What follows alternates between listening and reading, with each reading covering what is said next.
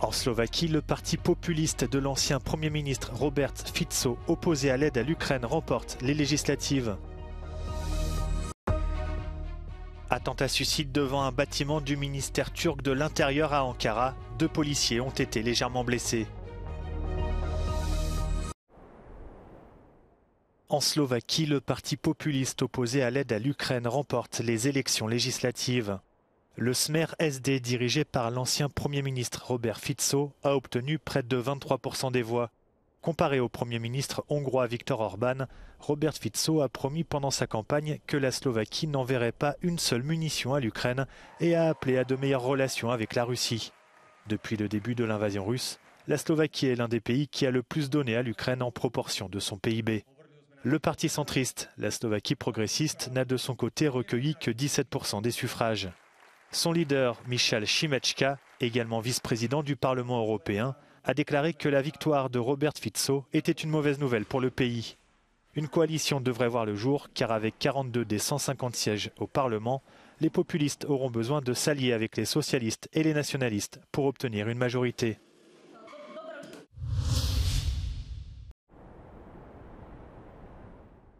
Un attentat suicide a frappé dimanche matin le cœur de la capitale turque, Ankara. 2 hommes se sont présentés à bord d'un véhicule devant l'entrée d'un bâtiment du ministère de l'Intérieur. L'un a ouvert le feu avant d'être tué, l'autre s'est fait exploser. 2 policiers ont été légèrement blessés dans l'échange de tirs. L'attentat n'a pas été revendiqué. Il s'est produit à quelques heures de l'ouverture d'une session parlementaire qui doit valider l'entrée de la Suède dans l'OTAN.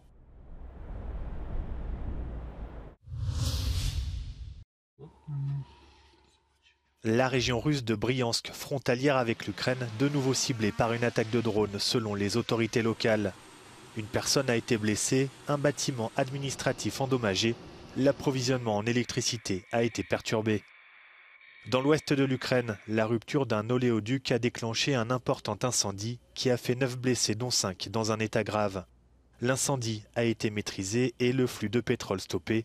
L'origine du sinistre n'est pas encore connue. De son côté, la Roumanie a annoncé qu'elle enquêtait sur une possible violation de son espace aérien par la Russie après avoir détecté plusieurs drones se dirigeant vers l'Ukraine. Un objet a été identifié alors qu'il s'approchait de la ville roumaine de Galați. Le chef de la diplomatie de l'Union européenne, Josep Borrell, s'est lui rendu à Odessa, où il a assuré le soutien de l'UE à la préservation des sites touchés par les frappes russes.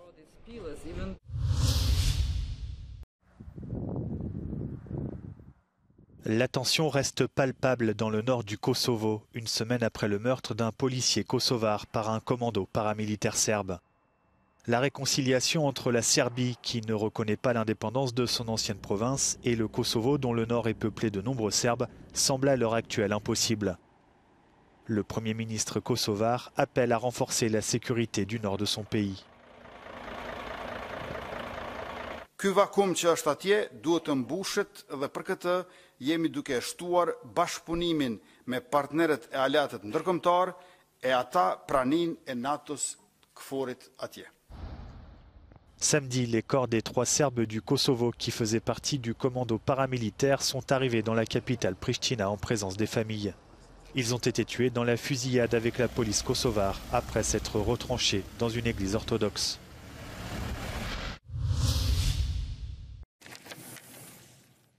Les États-Unis ont évité in extremis la paralysie de leur administration fédérale avec l'adoption par le Sénat d'une mesure d'urgence.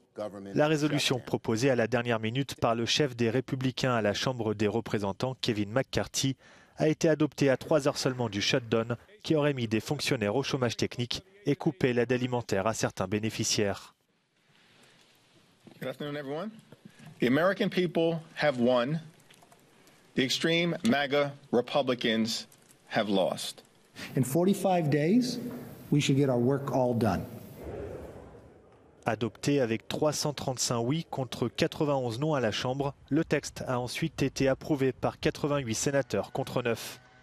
Il prévoit que l'administration américaine continue d'être financée pendant 45 jours, mais exclut l'aide à l'Ukraine demandée par la Maison-Blanche.